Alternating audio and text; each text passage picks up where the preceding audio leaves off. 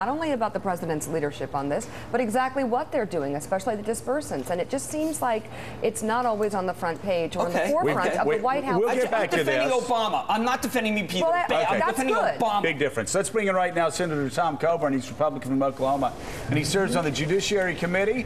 But more importantly, Tom has been saying since 1994, I know because I've heard him since 1994, that America is running into a brick wall fiscally. And I want to read you, I'm going to just read you the beginning and the end of a huge op-ed in the New York Times. Senator Coburn, easy money, hard truths. Are you worried that we're passing our debt on to future generations? Well, you need not worry. His conclusion, though we don't know what's going to happen next, the good news for our grandchildren is that they're not going to have to face our debts. We're going to have to face them ourselves. He basically says, Tom, the future is now. Forget about the kids and the grandkids. We're going to be the next Greece if we don't clean up our fiscal house right now. What do you say? Well, I would agree that we're going to be the next Greece, but there's no way we dig ourselves out. We're not going to pass the amendments to pay for what we're doing, another $230 billion this week, and the first week we come back, we're going to charge it to them. We're in denial. The politicians in this country are in denial. And the fact is we're going to do one of three things. We're either going to default, we're going to inflate our way out of it, or we're going to start making the hard choices that we need to make, which means we can't do everything that we've promised that we can do. We can't do everything we want to do. We got to start doing the things that are most important first and least important last. Tom, the reason why you're obviously one of my heroes on Capitol Hill is that you lashed out at Republicans, even though you are one, during the Bush years. Will you explain to Americans how there doesn't seem to be the will among leaders on either side once they get in power? What happens to them? Well, Joe, look, I think this is a matter of perspective, and I think it's a disease of career politicians.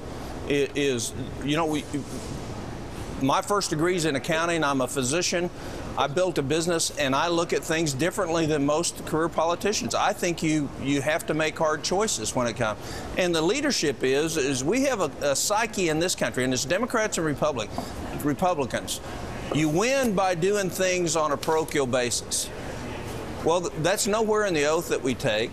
That's not what the country needs. The country needs us making the best right decision for the country as a whole, and let the states fend for themselves rather than have politicians up here trying to advantage one state over the other at the expense of our future. Look, we have a sick process right now, and all you have to do is look what we've done the last 15 years in this country, regardless of who's been in charge, Democrat or Republican, and you can see that we have wasted money. We've poured good money after bad. We've not done the responsible thing. We haven't done the oversight. I heard you all talking about the financial reform. Congress created that mess. The banks didn't. And we're trying to fix it, but we're not even going to wait to know what we really need to do. So, you know, the frustration up here for me is immense because I don't see us treating anything but symptoms. We're not really working at the disease. And so what happens is you cover up the symptoms and the disease gets worse.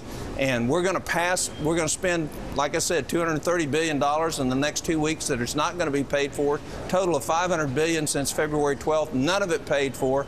And our kids, we have to go on an austere budget.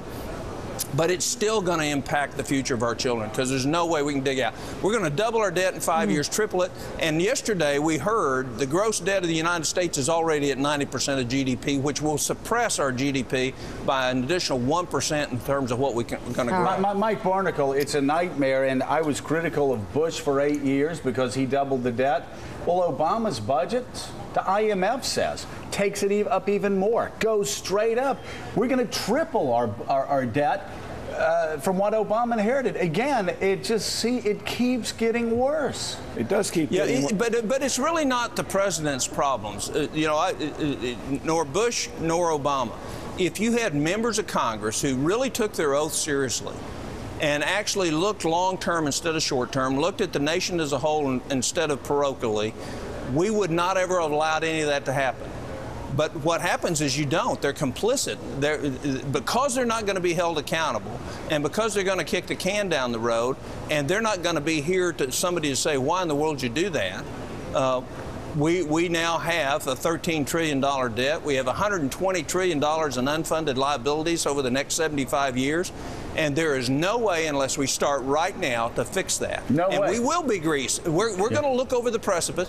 After Greece and several others in Europe have fallen, after Japan collapses because they can't afford their debt, the money's rushing in here now, giving us an area of comfort. But what's going to happen in 2 or 3 years, that money's going to rush back out, and we're going to be looking over the precipice, and we will have not done what we need to do. Mike Barnicle. Senator, you mentioned hard choices. You used the phrase long-term, looking down the road. Why is it, though, that seemingly everyone in your body and on the other side of Capitol Hill in the House, they are so reluctant to use the word taxes? Eventually, won't some tax have to be raised over the next 3 to 4 to 5 years? I don't think so. Look, we've got $350 billion in discretionary waste a year right now. Duplicative programs, fraud, abuse. I mean, it's documented. But we don't have the will to go after it. I mean, look, $120 billion in Medicaid and Medicare fraud per year, and we didn't do a dang thing about it when we fixed health care, supposedly. I mean, we're incompetent. We shouldn't be tried. I wonder who the 23% of the American people are that trust us. They have no reason to trust us. That's a good soundbite. All right, we got to go. Real quick, Jim Cramer. Senator Coburn, I know you're a huge fan of Mad Money. Send it to the Journal. How about this idea? This is one that'll work. A $2 trillion 30-year bond offering right now, because as you said, the money could flow back, but we could get it at 3 3/4. The Chinese will buy it. 3 3. We could do $2 trillion. You know that. Why don't you give that to Geithner and Ben? Well, we've talked about it. We need to extend the maturity of our debt, or we're going to really be in a big problem. But you're the guy who can do it. You're the most sophisticated guy in the Senate. They don't want to pay the short-term cost. The administration won't buy that because it's $125 billion more a year in interest costs. That's why. You know it's a long-term saving, and you're the only guy. You've got this financial reform. He has been the man. Senator Coburn knows more than anybody. All right, hey Tom, thank you so much. We always love talking to you. Thank you. Good to see you. Very much. Take care. Coming up. And by the way, he does get it. I will tell you though. Yeah, no, he does. I will tell you. That soundbite. You asked the tax question, and the reason why he said no.